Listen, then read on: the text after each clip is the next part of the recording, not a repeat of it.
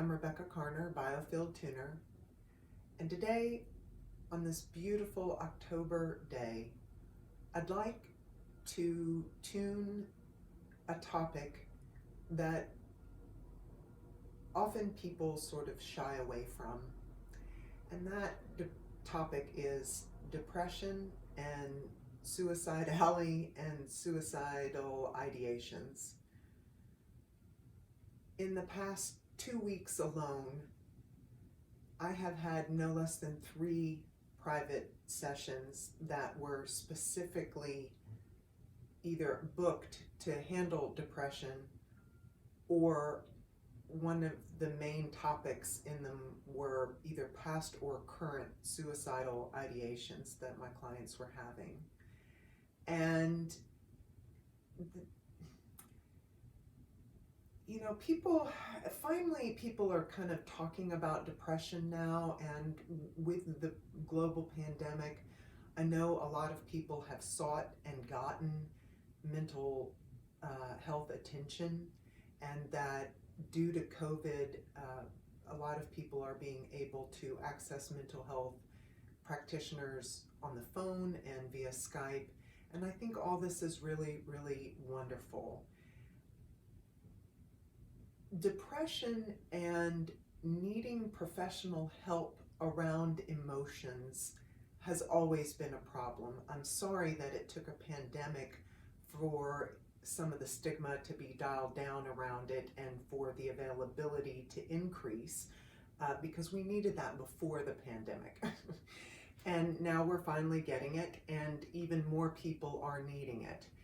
And I'm sort of setting the intention right now to have this sort of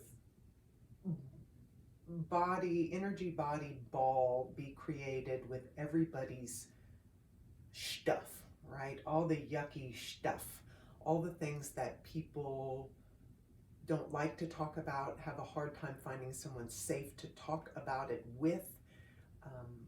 A lot of times when we hear people that we love or care about who are feeling poorly, we don't know how to help them, and so we kind of try and shut down the conversation, not because we don't want to help, but we don't know how to help, and so we try and backpedal away from the person that's asking to be seen or heard or for help. And it's a really tough topic, and it's one that I've had many rodeos with, both as a practitioner and as an individual, and it's not something that I feel the need to shy away from. And so I figured, well, then who better to tune it than somebody who's not afraid of these topics that a lot of people find that they want to avoid or they find difficult to broach. So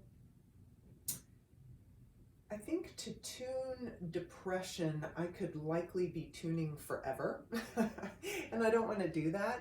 So in the interest of linear time and keeping this video appealing to the YouTube audience, I'm going to do what I can to cohere this ball of distortion. I'm sort of asking everybody who has worked with me, anybody who will read the title of this video and find it interesting, have your things be plopped into this energy ball that I'm going to tune.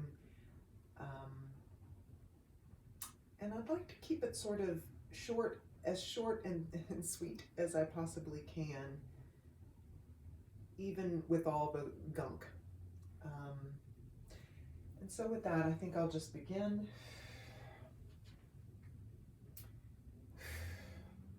Wow, I can almost kind of feel the ball already. All right, here we go. I'm going to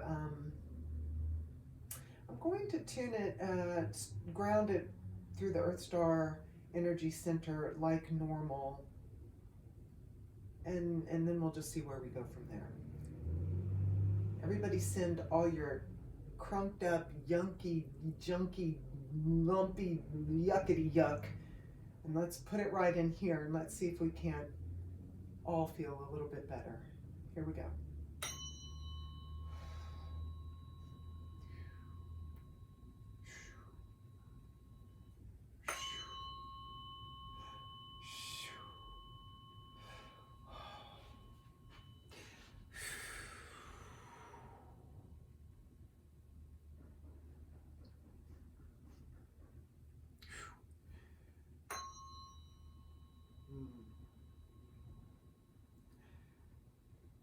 I mean, I am just already having emotion come up. Y'all, people feel bad. I am so sorry. I am here to witness. I am not afraid of people feeling bad. I am so sorry for everybody who feels bad, whether you watch this video or not. There is somebody out there rooting for you.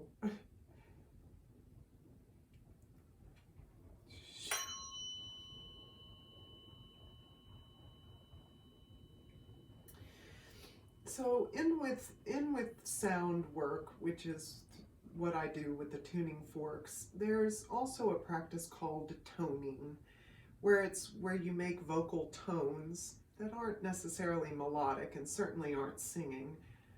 And I've toned in other videos, but what's really coming up now is I want to make some sound to kind of get this yucky, horrible feeling to move it, to start to move it. Uh, uh,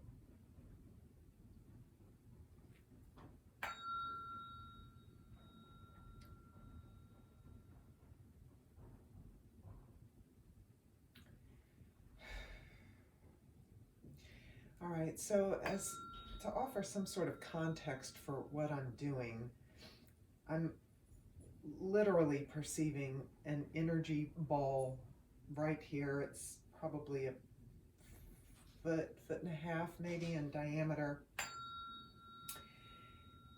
And once I grounded it, I really am sort of tuning it like a spinning orb of heavy, painful, heartbreaking static is really all that it can be described. And so I came in from the bottom. Now I'm sort of coming in from the top, so to speak. I think I'll come in from side to side.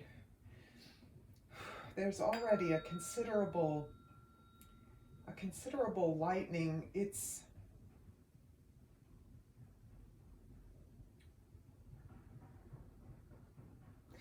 really interesting to tune it as an amorphous ball of feel bad as opposed to trying to tune a human. It's really striking me that the sort of essence of despair is, well, what it feels like right here is this perception of complete lack of resources, that there's just nothing. It's this flat line of despair and pain and helplessness and hopelessness. And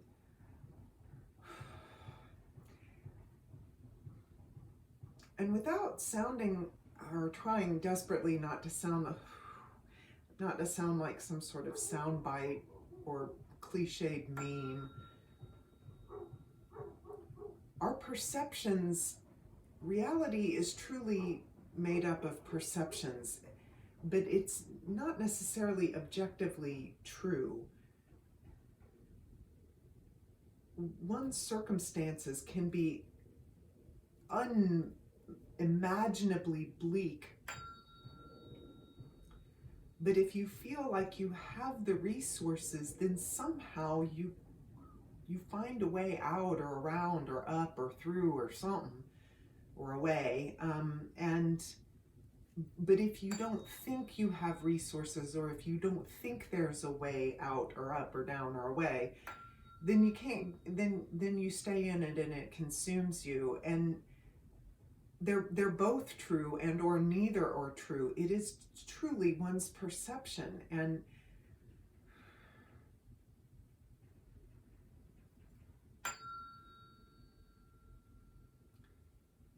what a quantum gulf of difference there is between the perception that you can make it another day, or that everything's going to be all right, and the perception that this is it and there is no way. Wow. Y'all, the emotion is really overwhelming. It is so heartbreaking. Wow. Wow.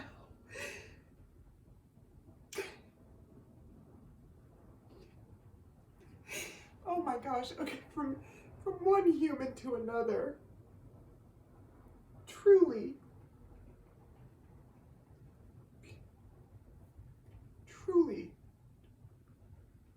ask for help. Ask for help and keep asking. That people feel this poorly. And I am no stranger to feeling poorly, but wowzer, this is a humdinger. Whoo, whoo, whew.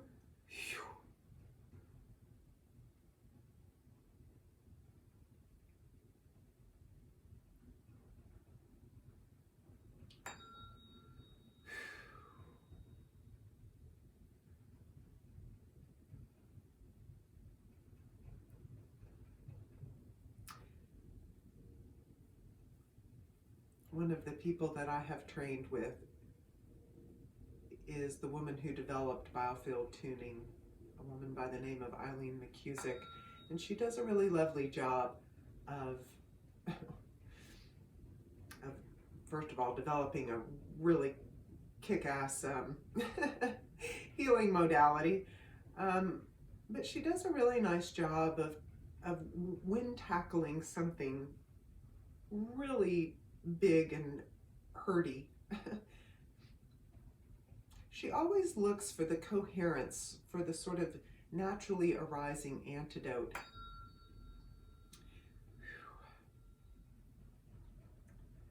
And, hold on.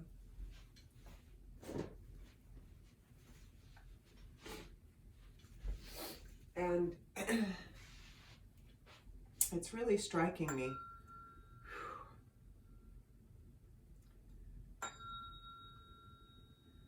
that tuning this ball of depression and grief and suicidality,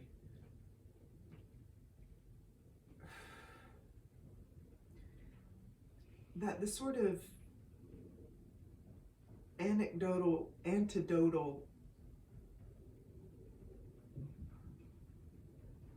vibration that feels like it could set this back towards harmony is kind of a twofer. It's got two qualities. It is, in fact, the essence of love, the big love. I don't mean romantic love, but truly open-hearted, big, holistic love. But the secondary frequency that's on that is that of also connection.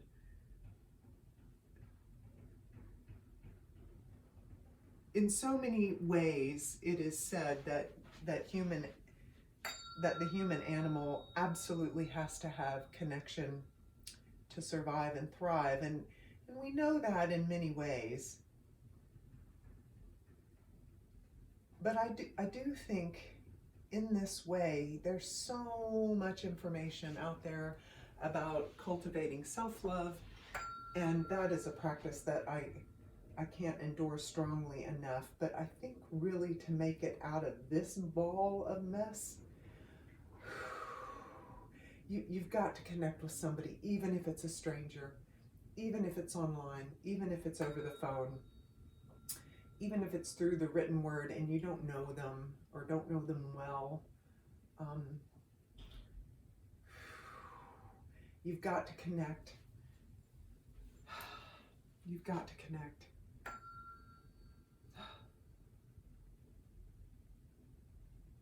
We've got to connect. And if anybody who wasn't feeling particularly depressed or suicidal winds up watching this,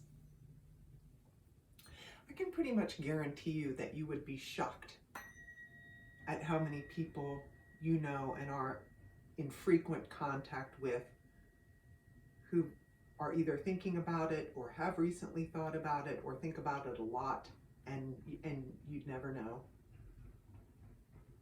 So if you feel like you have the fortitude and the courage to ask or to check in with people, please do it.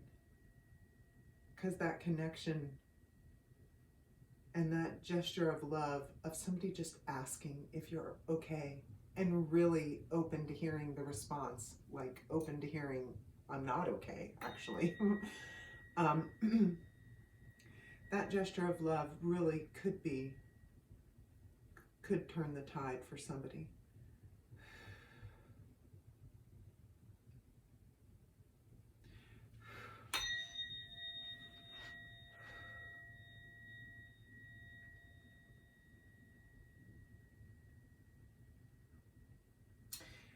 It's interesting, on these filmed videos, I don't really see a lot of colors typically, but I will say today, in sort of a kind of painful, burny sort of a way, the color was of this energy ball had this sort of amber, yellowy something something. which I really like those colors. Often sort of amber golden light, that's considered beautiful and healing, but this was kind of a raw, hot, uh, burning. It wasn't a beautiful color. And the more I tune it, and as I'm changing frequencies and and sort of cohering the sphere, um, it's taking on, it kind of turned a little peachy, and now it really is sort of a, it's starting to get a little pink, which feels ever so much easier. It feels less aggressive and a lot less hot.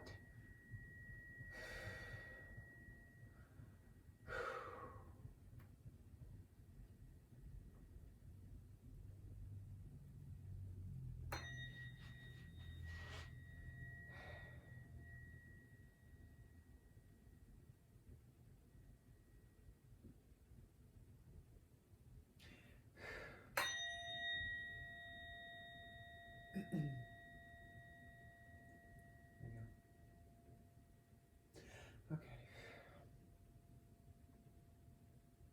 Okay, I'm pretty pleased with that. I'm going to start to call them up with a couple of frequencies now.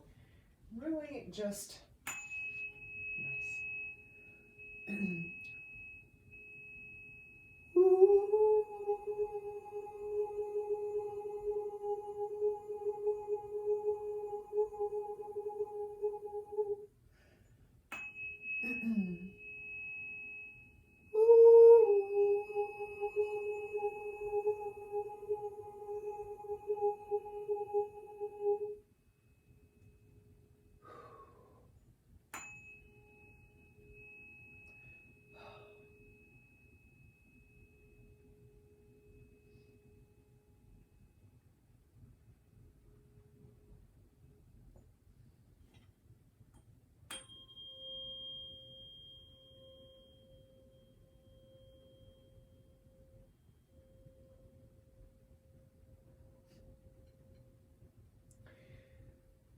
As I'm finishing up with the lyrics to a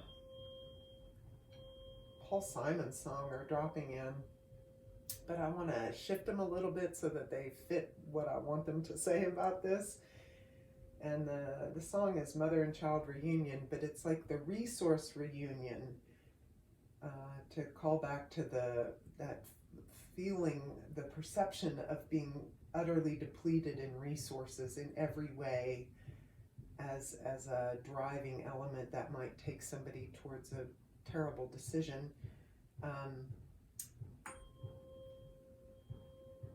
Now that this ball has been harmonized as best as it can right here today, the kind of light and bright feeling that's coming from it is that the resource reunion, our reunion with some resource, something that would be enough to tip the balance, is only a moment away,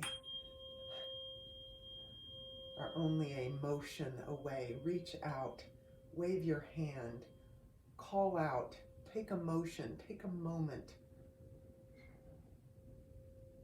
before you make an irretrievable decision, and be reunited with a resource that can make the difference. Wow, y'all. Okay, so that was super emotional and really intense. I hope that this served to support somebody, anybody, now or in the future. This was a big topic. It was deeply felt by me. I can't wish you and send you all as enough fortitude. Wow, blessings and best wishes, and be well, and reach out. Reach out if you need it. Reach out if you have it to give, because somebody undoubtedly needs support. Thank you so much. If you have any questions or want to book a private session, go to RebeccaCarner.com. Thanks. Have a great day.